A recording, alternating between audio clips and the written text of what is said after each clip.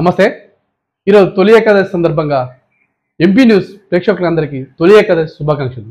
ఈరోజు పేపర్లోని న్యూస్ చూద్దాం. జస్టిస్ నర్సిరెడ్డి తప్పించండి, విద్యుత్ అక్రమాలపై యథావిధిగా విచారణ. సుప్రీంకోర్టు అంటారు జస్టిస్ నర్సిరెడ్డి కమిషన్ కాళేశ్వరంపై అవకతవకల గురించి ఒక కమిషన్ వేసిళ్ళు.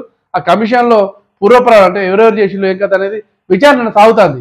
అయితే కేసీఆర్ ఏం చేసింది దీని మీద? నేను జస్టిస్ నర్సిరెడ్డి కమిషన్ చెప్తే ఆయన ముందు పోతానా? నేను పోను, ఆ కమిషనే తప్పు, అది వాళ్ళనే మానుకో అని చెప్పేసి ఇంతకుముందు హైకోర్టులో కేసు అయితే అది కొట్టేసిల్లు. అది కేసీఆర్ వేసిన కేసు హైకోర్టులో కొట్టేసిల్లు. అది చెప్తే వినకుండా కేసీఆర్ ఏం చేసిండు? మా సుప్రీంకోర్టు పోయింది. నిన్న సుప్రీంకోర్టు పోతే నిన్న విచారణ జరిగితే వాళ్ళు చేసింది కరెక్టే, కాకపోతే ఆయన మీడియా ముందుకు వచ్చడం, నర్సిరెడ్డి మీడియా ముందుకు వచ్చి పేరు చెప్పడం కరెక్ట్ కాదు, విచారణ జరుగుతుంది కాబట్టి. కాకపోతే ఆ వ్యక్తిని మార్చడానికి నర్సిరెడ్డిని మాత్రం మార్చాను తప్ప విద్యుత్ అవకతవకల గురించి ఖచ్చితంగా మీరు జస్టిస్ నర్సిరెడ్డి కాకుండా ఇంక వేరే వ్యక్తిని మార్చినా కూడా ఖచ్చితంగా మీరు పోయి మీ వివరణ ఇవ్వాలి తప్ప మీరు పోనుకున్నట్టు కూర అని చెప్పేసి సుప్రీంకోర్టు కేసీఆర్ చెప్పిన వార్త మనం చూడొచ్చు. జమ్మూ కాశ్మీర్లో 4 జవాన్ల ఎన్కౌంటర్. భారత జవాన్లపై తీవ్రవాదులు జమ్మూ కాశ్మీర్లో కాల్పులు జరిపిల్లు. దాంట్లో 4 జవాన్లు మన భారత సైనికులు చనిపోయిన వార్త మనం చూడొచ్చు. సుప్రీంకోర్టులో తొలిసారిగా మణిపూర్ జడ్జి. సుప్రీంకోర్టులో తొలిసారిగా ఇంతకుముందుగా ఆ రాష్ట్రం నుంచి ఎవరు జడ్జి కాలేదట, తొలిసారిగా మణిపూర్కి చెందిన జడ్జి అయిన వార్త మనం చూడొచ్చు. కవితకు అస్వస్థత, ఆసుపత్రి చికిత్స అనంతరం తిరిగి జైలుకు. కవిత తిహార్ జైల్లో ఉన్న లిక్కర్ కేసులో తిహార్ జైల్లో ఉన్న కవిత నిన్న ఆరోగ్యం బాగాలే అని చెప్పేసి హాస్పిటల్ తీసుకుపోయాడు. ఏమంటే మళ్ళీ చూపించుకొచ్చి మళ్ళీ జైలు వేసిన వార్త మనం చూడొచ్చు. సాగు చేయని భూములపై ఆరా, పైలట్ ప్రాజెక్టుగా 5 జిల్లాల్లో వివరాల సేకరణ. రైతు బంధు, ఇంతకుముందు రైతు బంధు ఉన్నది, ఇప్పుడు రైతు భరోసాగా పేరు చేసిళ్ళు.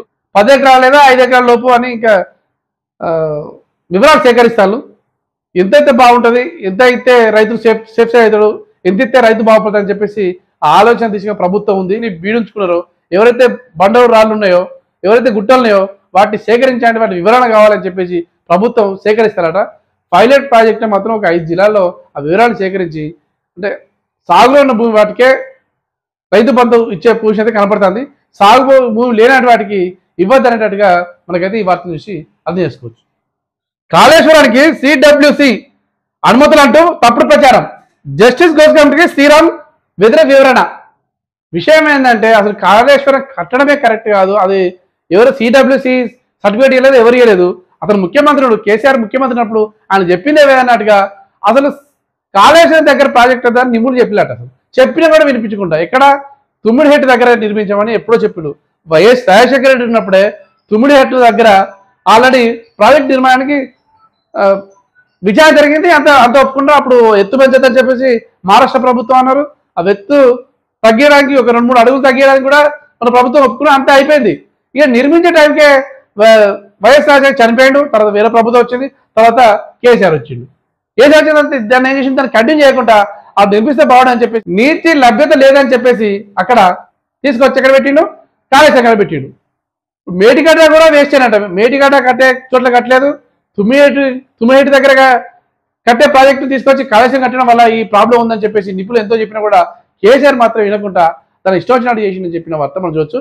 అయితే ఆ ఇష్టం వచ్చినట్టు కట్టలేదు, సిడబ్ల్యూసి కాళేశ్వరానికి సిడబ్ల్యూసి అనుమతులు ఉన్నాయని చెప్పేసి తప్పుడు ఫేక్ సమాచారం సోషల్ మీడియా పోతున్నాడు. అదంతా తప్పు. అసలు నిపుణులు చెప్పింది వినలేదు కేసీఆర్ అని సొంతంగా చేసింది కాబట్టి ఈ ప్రాబ్లం వచ్చిందని చెప్పిన వార్త మనం చూడొచ్చు. అమెరికా ఎన్నికల్లో తెలుగు బంధం. ప్రజెంట్ ఇప్పుడు అమెరికాలో బైడెన్కును ట్రంప్కు మధ్య హోరాహోరీగా ఎన్నికల పోరు నడుస్తుంది. అమెరికాలో ఎన్నికల మూవ్మెంట్ నడుస్తుంది. దాంట్లో తెలుగు సంత చేసిన వాళ్ళు కూడా పోటీ చేస్తున్న వార్త మనం చూడొచ్చు. 24న తెలుగు రాష్ట్రాల్లో కేంద్ర సమావేశం, విభజన సమస్యలపై చర్చించే అవకాశం. ఇంతకుముందు ఇద్దరు ముఖ్యమంత్రులు, ఆంధ్ర ముఖ్యమంత్రి, తెలంగాణ ముఖ్యమంత్రి కలిసి విభజన సమస్యల గురించి మొన్న 6వ తారీఖు చర్చించుకున్నారు. మళ్ళీ ఇప్పుడు జూలై 24వ తారీఖున తెలుగు రాష్ట్రాల్లో కేంద్రం జోక్యం చేసుకొని కేంద్రం విభజన చట్టం గురించి సమావేశం ఏర్పాటు చేస్తున్న వార్త మనం చూడొచ్చు. 2 నెలల్లో 267 కిలోలు మలదూరం ద్వారా బంగారం అక్రమ రవాణా. చెన్నైలో ఘటన. వీళ్ళు చెన్నైలో బంగారాన్ని అక్రమంగా రవాణా చేసేవాళ్ళు నోట్లో పెట్టుకున్నా, చేతులు పట్టుకున్నా, ఎక్కడ పెట్టుకున్నా ఏమంటే మిషన్ క్యాచ్ చేస్తా అని చెప్పేసి వాళ్ళు మలద్వారం ద్వారా అలా పెట్టి ఏర్పడకుండా చేస్తే అట్లా దొరకబడితే ఎంత దొరికిందట? 2 నెలల్లో 267 కిలోల బంగారం సరఫరా చేసినట్టుగా వాళ్ళు వెల్లడించలేదు. స్విగ్గీ జొమాటోలో మద్యం హోమ్ డెలివరీ ఇక చూసుకో కథ. స్విగ్గీ కానీ జొమాటో కానీ మనకి ఇంటికి వచ్చి డెలివరీ చేసేది. ఇప్పుడు వాటితో పాటు ఏం చేస్తారట, ఫుడ్ డెలివరీ చేసేది అక్కడ పోకుండా. ఈజీ అది పని. ఎవరికైనా ముసలోళ్ళు కానీ అక్కడ పోయి తినేటోళ్ళు, ఇప్పుడు హోటల్ అంటే దాదాపు 2-3 కిలోమీటర్ దూరం ఉంటుంది, అంత పోలేరు కాబట్టి వాళ్ళు సెల్ ఫోన్ ద్వారా బుక్ చేసుకుంటే వాళ్ళు ఎట్లా వచ్చి ఇంట్లో హోమ్ డెలివరీ చేసేది ఫుడ్. ఇప్పుడు ఫుడ్తో పాటు మద్యాన్ని కూడా హోమ్ డెలివరీ ఏ కంపెనీతో, స్విగ్గీ ఉన్న జొమాటో చేయాలని ఆలోచన ఉన్నట్టుగా మన వార్త చూడొచ్చు. లక్ష్యం ఆపి రేపే ముఖ్యమంత్రి రేవంత్ రెడ్డి ప్రకటన. ఇప్పుడు ఎప్పుడెప్పుడు అని చూస్తున్న రైతులు 2 లక్షల రుణమాఫీ రానే వచ్చింది. రేపు 18వ తారీఖు లక్షలోపు ఉన్న వాళ్ళకి అందరికీ తమ ఖాతాల్లో డబ్బులు జమ అవుతారంటే గవర్నమెంటే సర్కారే జమ చేస్తున్నట్టుగా మన వార్త ఉంది. అంటే మరి 2 లక్షలు కదా, లక్ష ఎందుకంటే ఫస్ట్ టైం 1,00,000, తర్వాత 1,50,000, తర్వాత 2 లక్షలు. ఈ విధంగా ఈ 10 రోజుల్లో మొత్తం ప్రాసెస్ కంప్లీట్ చేసి పూర్తిగా రైతుకు 2 లక్షల రుణమాఫీ చేసే దిశగా ప్రభుత్వం వెళ్తుంది. దాంట్లో భాగంగా రేపు 1,00,000 రూపాయలలోపు ఎవరైతే ఉన్నారో వాళ్ళందరికీ ఫస్ట్ టైం రేపు మాత్రం 1,00,000 వాళ్ళకి మాత్రం మాఫీ అవుతున్నట్టుగా సీఎం రేవంత్ రెడ్డి చెప్తున్న వార్త మనం చూడొచ్చు. ఇవి ఈరోజు వార్త.